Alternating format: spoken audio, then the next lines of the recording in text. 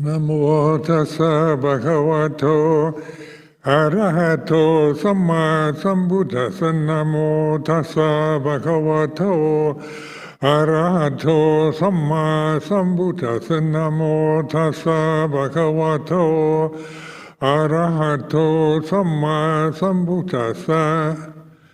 Aparuta de sangamatassa tawara ye sodavanda bhamunjantu satang.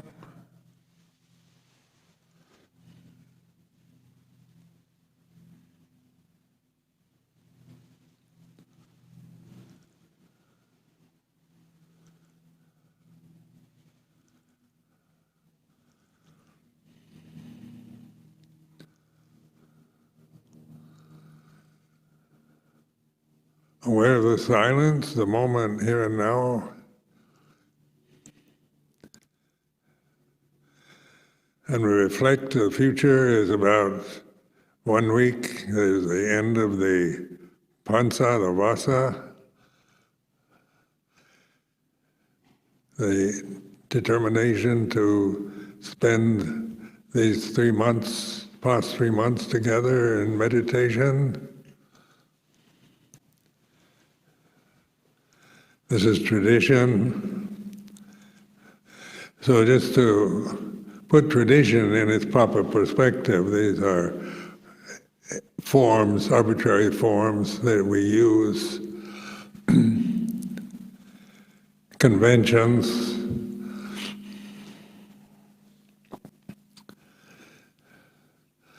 And so this particular convention we inherited from the Theravada school of Buddhism, from Thailand, from the way Luang Por Chah conducted the 3-month pansa period.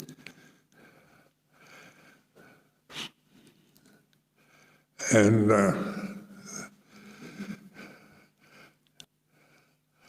so conventions are impermanent, unsatisfactory, and not self. Just like anything else, just like our language, like all conditions, like all sankharas.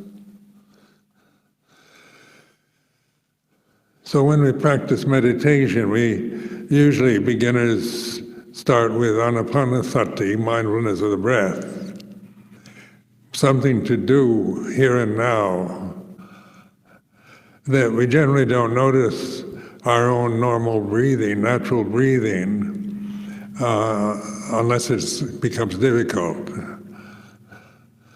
For a shorter breath, or we have some kind of asthmatic problem, then we become aware of the breath only to find it, and wishing it would return to normal. Once it's normal, we tend not to pay any attention to it. So the idea of anapanasati is to bring your attention to something that is vital to the human form for its existence in the present moment. So when we stop breathing, we die. When the heart stops, the body stops breathing, and we consider that death. So one thing I found in my own experience is that there's so many different views or techniques regarding mindfulness of the breath, so many opinions, and this is what confused me very much when I lived in Bangkok before ordaining, was meeting the expatriate Buddhists that existed in 1966 in that city. There were so many views, opinions about how to practice, and then reading Visuddhimagga, they have a very definite form to follow. And so these forms, these conventions, these views and opinions began to just confuse me. So I'm just trying to some of the lay people, Western lay people in Bangkok time talk about who has the jhanas, who has first jhana, or someone who's really good has fourth jhana, and the jhanas become a kind of obsession of some kind of attainment that you have to get in order to do vipassana. So I found my whole practice was intensely self-motivated to try to get something that I imagine like jhanas, completely foreign word, new idea put into my mind, and then with various views and opinions about attainment, achievement, and then sometimes I'd have a good meditation, I felt like I achieved something, and then the next day my mind would wander all over the place, and I feel that was a bad meditation, I can't do it, and all kinds of doubts when you start thinking and holding up goals and images, conventions to achieve, and then inevitably you're going to, in trying to become something you're not, try to get something you don't have. So trying to get something you don't have at the present moment, at least you think you don't have, is a desire to, that you create out of ignorance. It's always based on ignorance or avijja, ignorance of the way it is. So with Luang Por Chah, the emphasis was on the way it is the breath is like this. So this made much more sense because one could, just the statement, the way it is, did not imply that I had to attain anything, some kind of imagined goal of peace and tranquility that creates incredible desires for achievement into awareness of an inhalation is like this, an exhalation is like this. Which brought me into the present moment, aware of the present moment. Right now, the inhalation is like this, and it could be long or short or pleasant, or I began to just use the breath as a way of concentrating the mind without the idea of achievement and attainment operating subconsciously or even consciously in my practice. So the practice wasn't motivated by the ideal of attainment and achievement.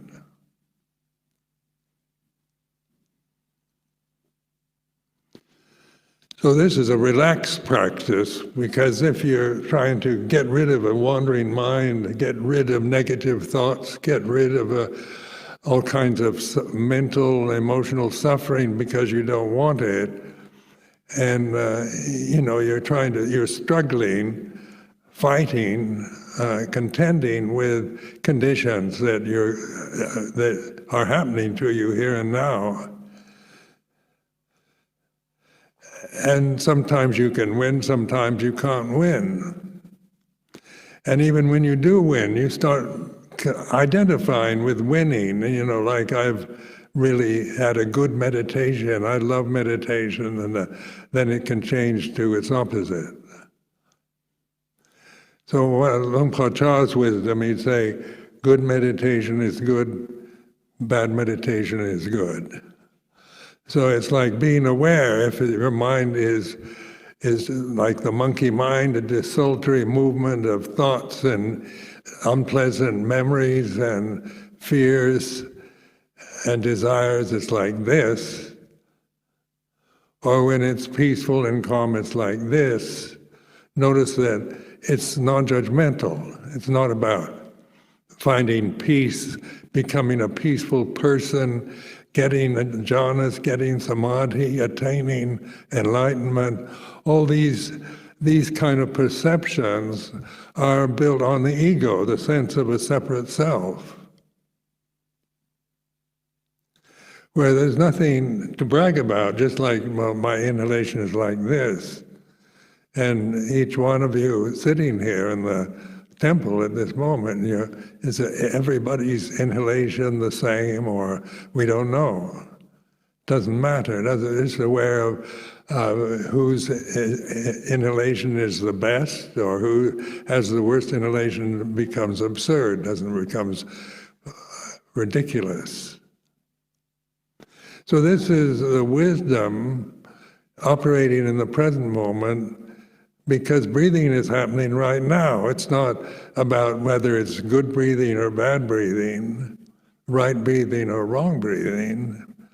Whatever, even if you're short of breath, even if you have asthma or difficult breathing problems, it's like this. It's not about that somebody who has difficult problems around breathing can't be aware of it as it is right now. It's like this, rather than trying to get rid of the problem by resisting or fighting it.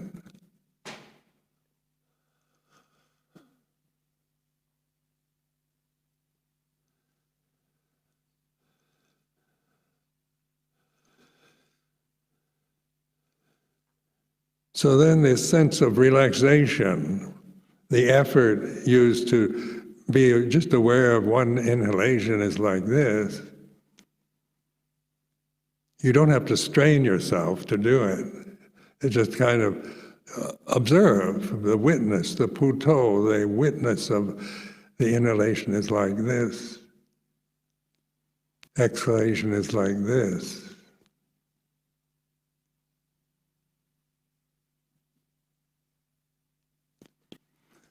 So when we talk about right effort, or effort that you use, if you're trying to attain jhanas and out of ignorance and sakyaditi, the ego, the self-view, we oftentimes put a lot of effort in trying to get rid of things, control things,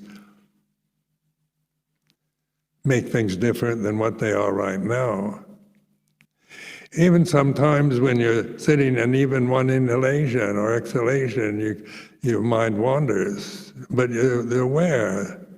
Even if your mind wanders, there's a point where you're aware of you're off thinking about something else, so you go back to, if you're practicing anapanasati, you go back to the breathing as it is here in the present moment.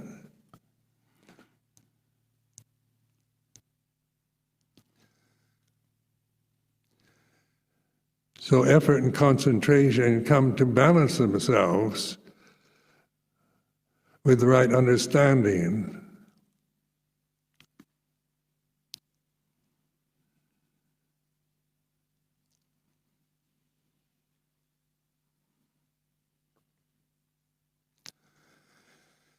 When I started meditation as a layman in Bangkok at Wat Ma Tat, they used the Mahasi Sayadaw method, the Burmese method.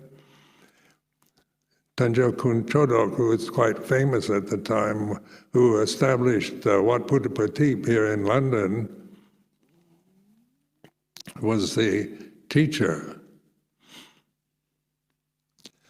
And of course, the method is a very stylized technique. And, they really encourage this technique. And of course, the technique worked fairly well just for an hour's meditation practice every day. You could slow down all your movements. But when you had to go to work or go back to your flat or whatever, you can't walk that slow and be aware of every movement of your feet and hands at the same time. So, it seemed, at the time like a good method for concentration, for intense concentration, which I liked. But when I ordained as a samanera in Nong Khai, where I had all day, all night to do this practice, I found out I couldn't do it. that there was too much unresolved emotions coming up that I would try to repress, try to push away, deny, resist. These kind of words convey this sense of vipavadana, desire to resist, to destroy, to get rid of what you don't like. And then because the method was so praised and so effective in some ways,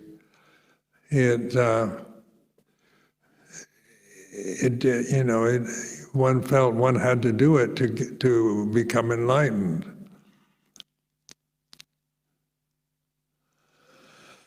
Then there were other teachers who taught, the Burmese method is rise and fall of the abdomen, and others said you can't, that isn't any good, you have to notice the feeling of the air at the tip of the nose. And so there were various opinions about nose or abdomen, which is right or which is best, what mantras to use. And so on the form of tradition, technique, conventions, just point out there's nothing wrong with these conventions or techniques. But they are only that, and the whole point of Anapanasati, the basic value of it is established awareness here and now in the present is like this. Something so basic, so simple, so uncomplicated that anyone can do it. But the problem is it's so simple that our complicated neurotic personalities can't figure out what the point of it is. It's too easy. We're expecting Buddhist meditation to become much more kind of complicated and difficult and challenging.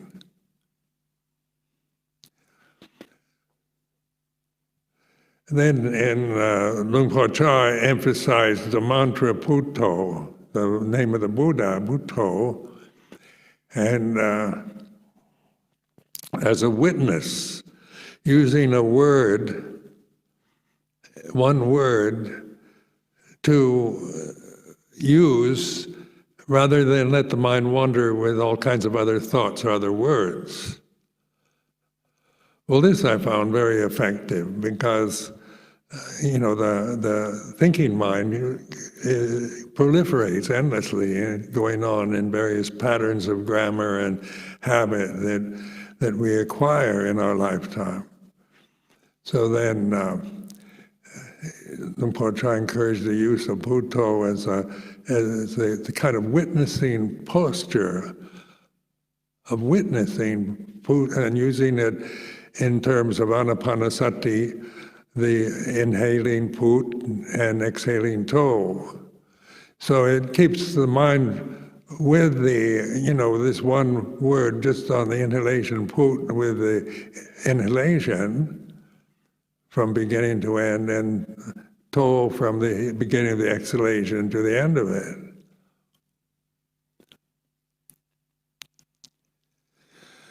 So it's these techniques, that we can use if we find them helpful.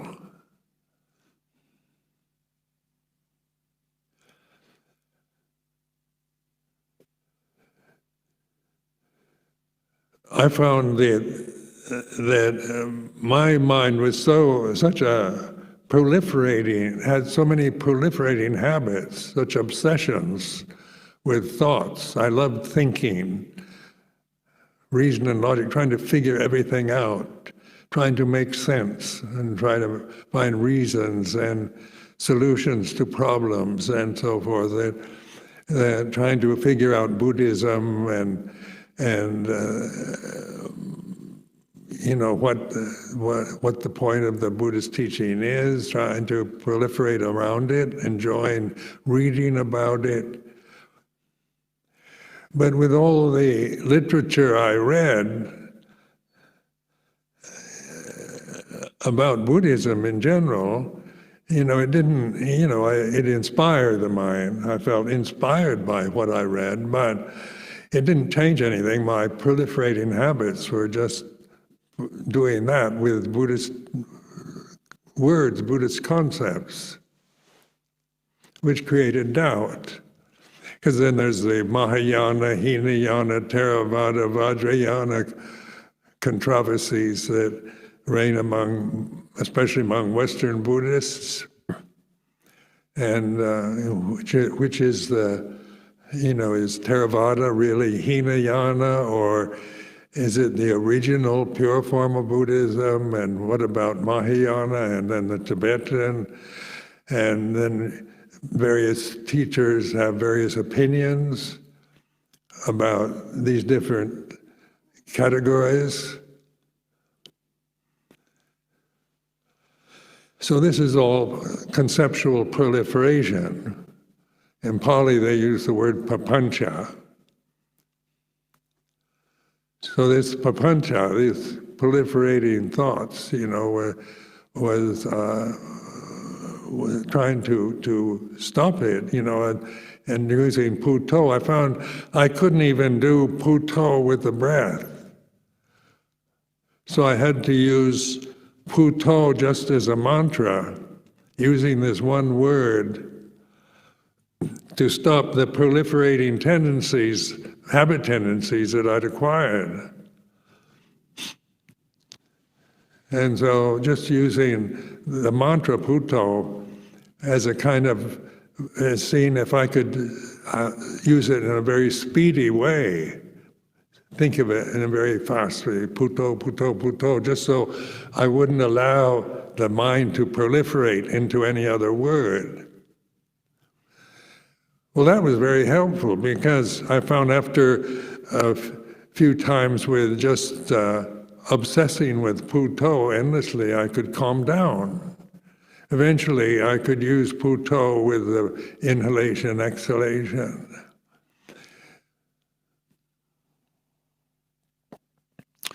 Then the expanding puto with wisdom into vipassana puto is the witness position, the observer. So it's not the critic. Puto is not your own personal critical mind talking about right and wrong, good or bad, and whether you're a good meditator or you can't do it, or what you should get or get rid of or change or develop or achieve or give up or whatever. That's the inner critic that we have, the thinking mind, the proliferating mind, the conditioned mind, very dualistic, right and wrong, good and bad, are obsessions of people's minds. So the witness, puto, as a witness, is not about right and wrong, it's about the way it is. So you use this one simple word, two-syllable word, to think, to stop the proliferating thinking habits. And at first, I had to use it quite obsessively, but I found it worked quite well, just thinking puto in a very repetitive, rapid way. And I began to notice I could slow down. I had moments of silence, of peace. And eventually, I could use it with the breath, the inhalation put, exhalation to. Now this leads to tranquility, because as you concentrate on the breath, you're one-pointed on something that isn't proliferating. The breath isn't a thought, isn't a concept, isn't an opinion.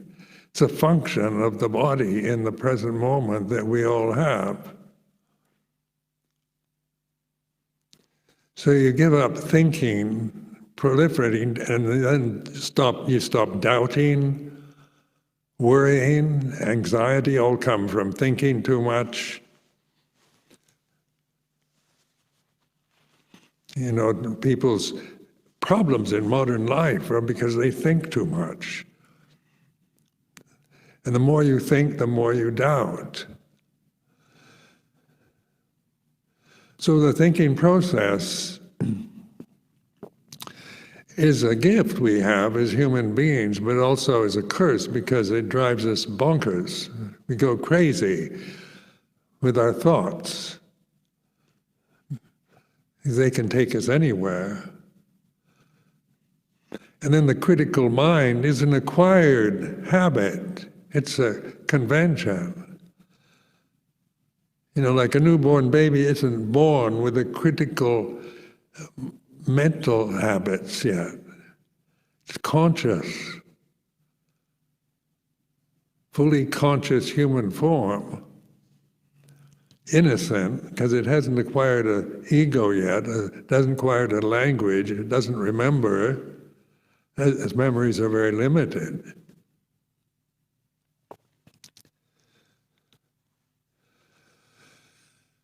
So anapanasati then is much more relaxed and restful and can take you to tranquility, where you have moments of bliss or pleasant feeling of peace. But then if we depend on anapanasati for our bliss, then we become very much habituated to particular postures of meditation or situations where there's least distraction. Everything has to be the silence here in the temple, where in the common room or anything else you can't get that kind of tranquility. You come to the temple, you have to stop working and sit down and concentrate on the breath. So we become obsessed with meditation as a technique, and also the conditions that we associate with it, such as group meditations or peaceful conditions, lack of noise, lack of irritating personal relationships.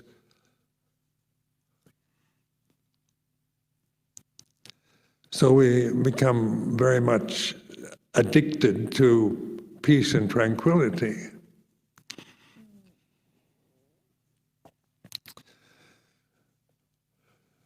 But important thing with anapanasati is calming the proliferating mind, stopping its incessant proliferating habits.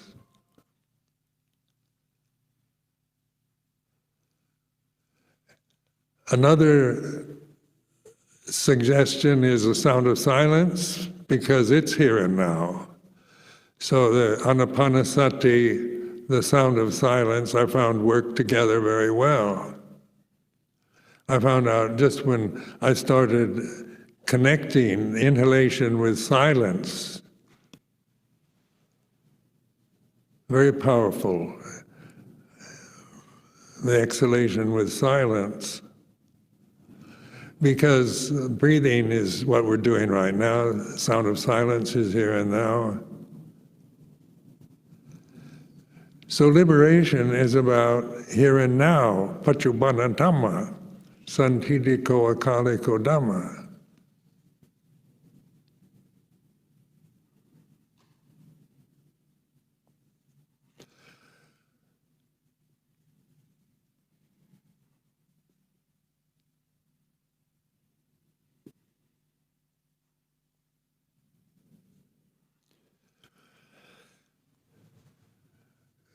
Consciousness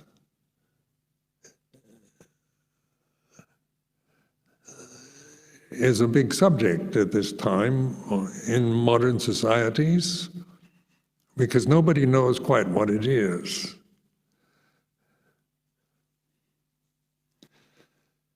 And yet it's a fact the one fact we can depend on. Each one of us know consciousness is like this, where we are conscious at this moment. Breathing is like this. You're aware of an inhalation. Put-to is like this. Sound of silence is like this. It's not about right and wrong anymore, or whether you're a good meditator or you can't do it. So many people I've met in my life have told me they can't meditate. And I remember Luang Por Chah, usually with his clever mind, would say, "You have time to eat, don't you?" And they say, "Oh yes." And meditation is not something difficult. But if you see that you have, that if you think of terms of meditation as these various techniques, or what you hear from others about what is good and right meditation and what is wrong, then you're just caught in the proliferating tendencies of the thinking mind, caught in doubt and worry, and there's no end to that, because the self, the sense of a separate self, is supported by all these thoughts, these proliferating habits. I mean, you identify with your body as yourself. So this is why the world is the way it is, because each individual human being is strongly identified with their physical form, which is a very impermanent, unsatisfactory form to be identified with. Because it needs to rest, it needs to eat, it needs to survive the weather and the dangers that exist in the world around us. So the human birth, is it a blessing or a curse? Is it a kind of purgatory, or is it a great gift that we've been given to be born as human beings? So you consider it one way or the other. Sometimes it changes. I used to consider it a curse. I could never figure out before I started meditating what the point of my life was to be, because it seemed so pointless, so meaningless, in kind of personal terms, just to grow up, get old, get sick and die, spend my life eating and sleeping, surviving in a very fragile form such as the human body. Or the more optimistic view of it's a great blessing to have human birth is one more pleasant way of thinking.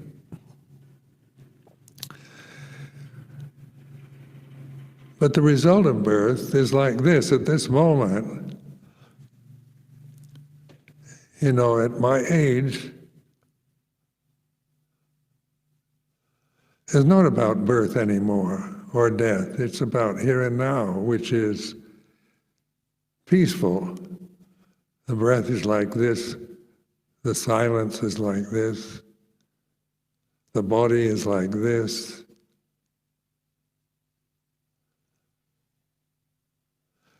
And is that a blessing or a curse? It's not personal anymore. It's not that I've been blessed with a human birth. I've been chosen by God to have a human form to get enlightened with. That is still a kind of positive way of looking, but it's still Sakyaditi, it's still a thinking process about I'm a especially gifted person.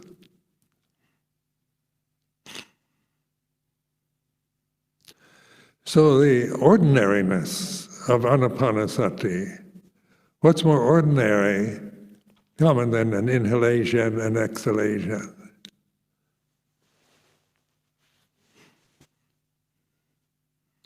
Wherever you are, whether it's noisy, you're in conflict with somebody else in the Sangha, the weather's cold or too hot, the body still breathes. So it's learning to awaken to the here and now through these simple suggestions of Puto, inhaling, exhaling, witnessing. Puto is a witness that's like this.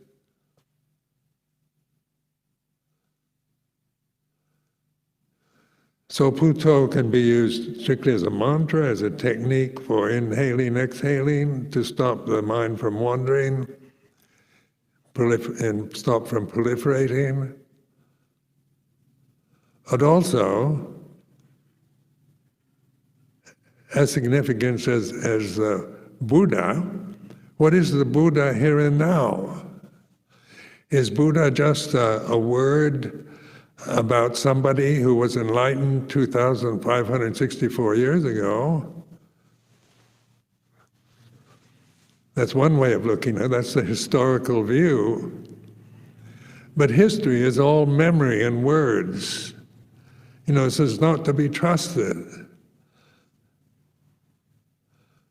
What we remember is history.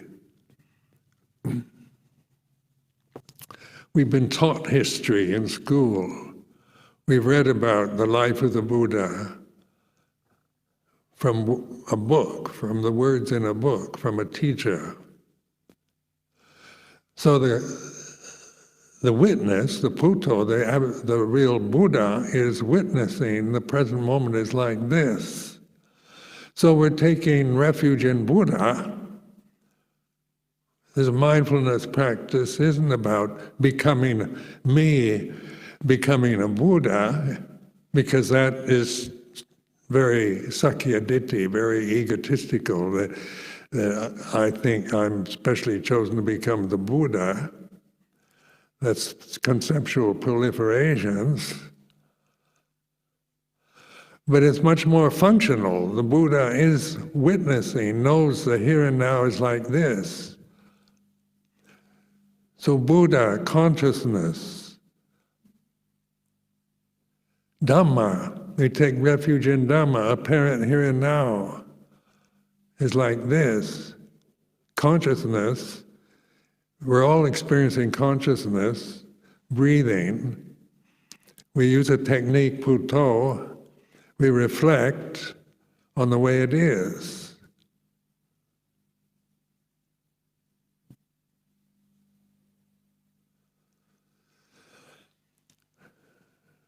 So Dhamma is perfect. Dhamma is not about right and wrong anymore, or good and bad.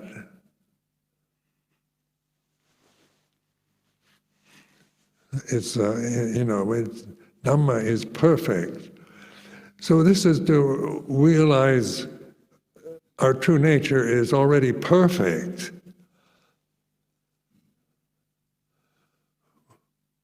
When we take refuge in Buddha, or awareness of the way it is here and now, of Dhamma, the changing conditions of the Dhammas, kusala Dhamma, piyakata Dhamma, the changing conditions, the sankharas that have all kinds of qualities of right and wrong, good and bad, pleasant, painful.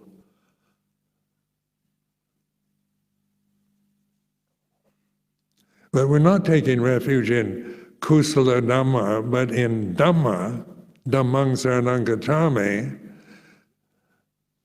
So it's much more here and now. Dhamma is perfect. Otherwise, we're bound to live become cynics, because the sankharas are all imperfect. They're all changing. Nothing's permanently good or permanently bad. Birth is something that begins, and death is the end of a sankhara.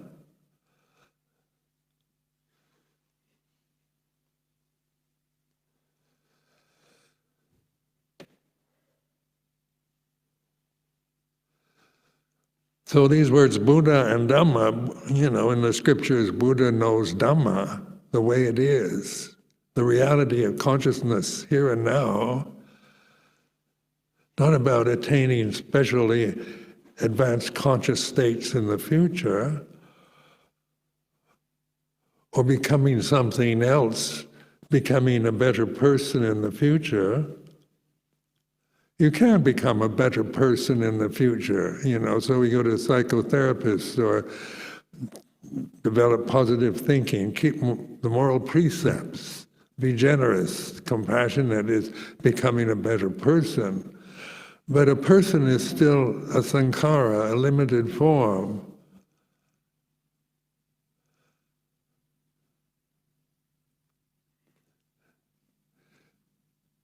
So how can we get beyond the personal? And that's through this awareness of Dhamma, the consciousness here and now, inhalation, exhalation, Bhutto.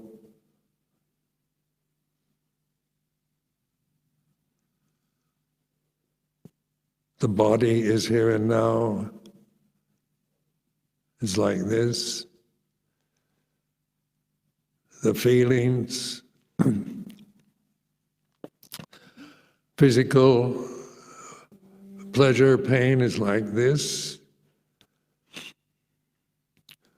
Emotional, positive feelings of happiness, emotional happiness or emotional pain is like this. It's witnessing, isn't it? If you're upset, depressed, caught in doubt and despair, these are actually important experiences as human beings, because in terms of the ignorant state of mind, it's all going to end up in death. We're all going to die. These forms are all going to die. The planet itself is under threat.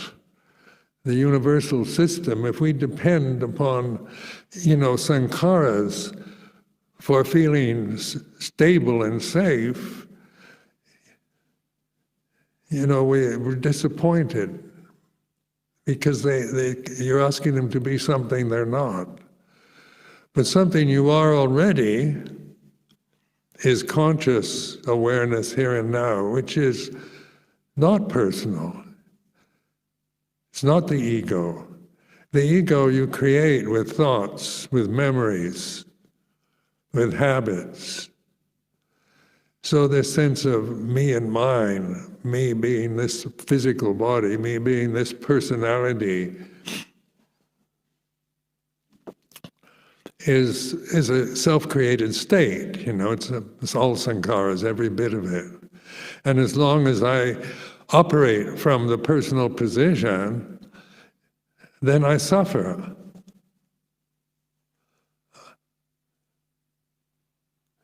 Because I'm clinging to the very disappointing conditions that I want to be permanently stable and fulfilling, expecting life as a sankhara to be a fulfilling experience, as a separate person.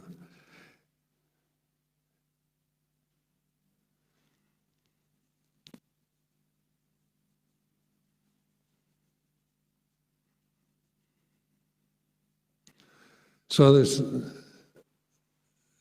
remaining week of the Vasa, I think, is a communal effort in meditation. This is a chance to support each other this time. One thing about communal meetings and communal meditations is there's a sense of support from everyone that's involved.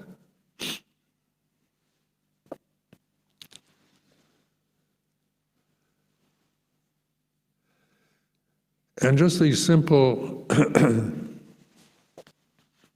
suggestions, it's emphasizing the relaxed position of Bhutto, the observer, when you know you're getting a headache or you're stressed out or something going wrong because you're applying too much effort.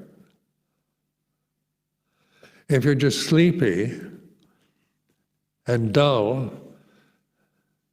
then you try to get rid of sleepiness and dullness through putting a lot of effort, trying to get rid of sleepiness, dullness.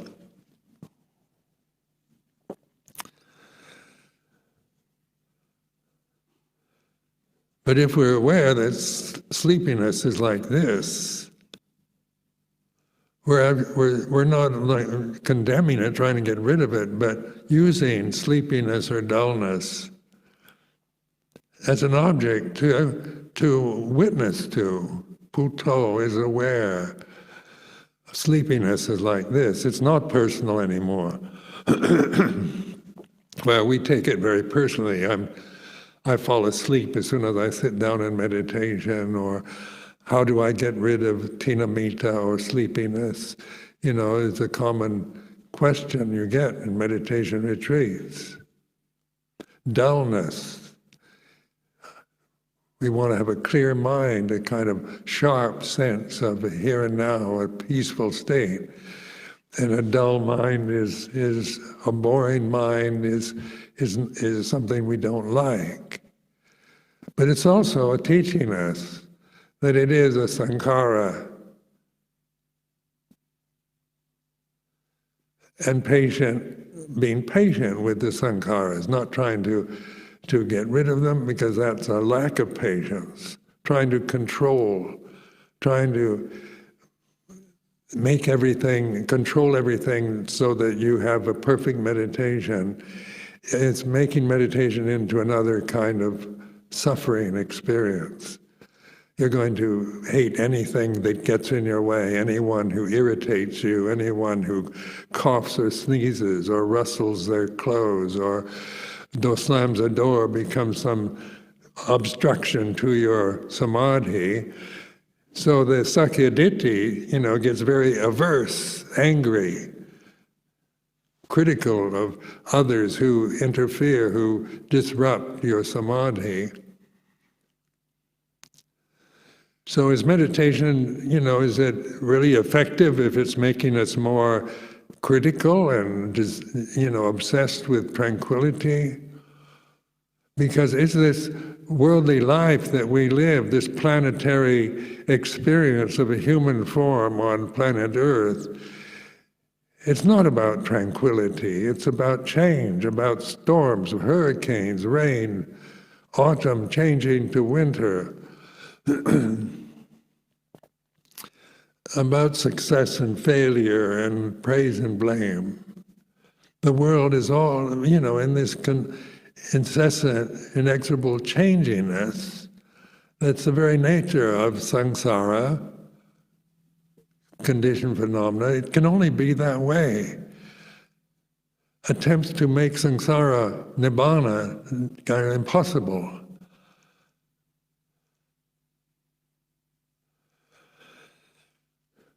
So here at Amaravati, to use the situation the way you are, your own character tendencies, habit tendencies are all different from one individual samana to the next. But in group practice, it's a sense of supporting each other, sitting together, walking together in these various techniques we use, suggestions we use, help us to feel a sense of communal support, which we appreciate. Always feel the Sangha is a Sangha of friends, of family. And it's nice to have a family who is supportive of all our individual attempts to realize our true nature, the perfection of Dhamma. So this Dhamma, what is perfect? And then we look around, look at my eyes, my ears, my body, it's all falling apart, degenerating into increasing old age. It's like this. So I can't expect my body to be other than the way it is. This is what it's like at these many years. And it's the body, it's not mine, it's not me. It's sankhara, just like the changing that's going on in the seasons as autumn takes hold of the plants, the vegetation we live with in Amaravati. So is it good or bad, or it's just the way it is? You know, we can form personal opinions about, I like springtime better than autumn, or summer better than winter. These are personal preferences.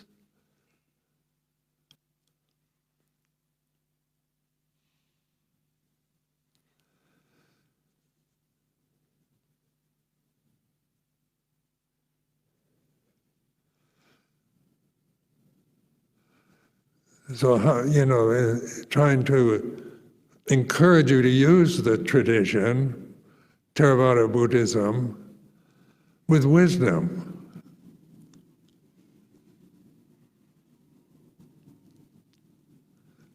Rather than just becoming a Theravadan Buddhist, as some kind of personal identification.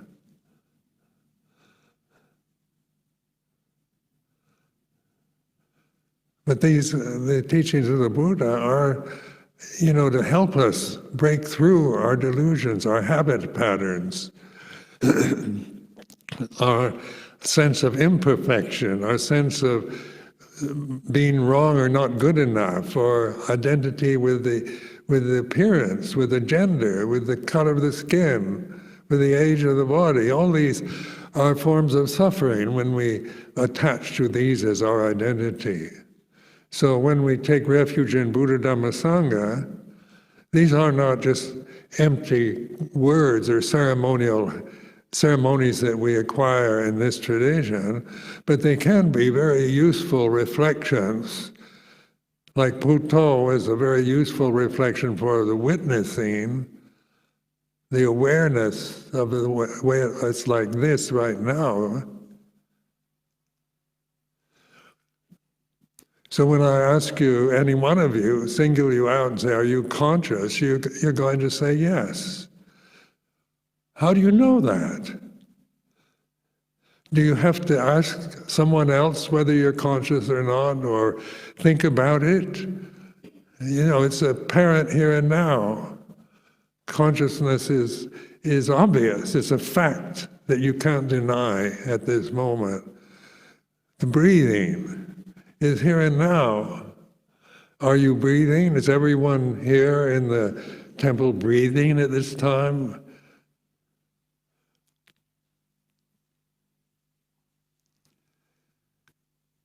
Sound of silence.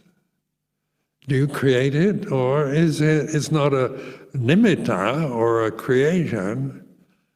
It's here and now. Conscious awareness here and now. Breathing of the body. The posture of the body is like this, the sitting posture is like this, standing, walking, lying down. It's this continuous reflection on the way it is that we find we let go of the habit patterns, the conditioned habits, the sakyaditi, the ego habit patterns we've developed, the cultural biases, cultural preferences, religious identities, all the identities that we are conditioned to believe in. They're merely conventions, empty conventions, rather than personal attachments. So I hope that this encourages you to, during this next week, to increase your faith and wisdom and realize the true nature of yourself.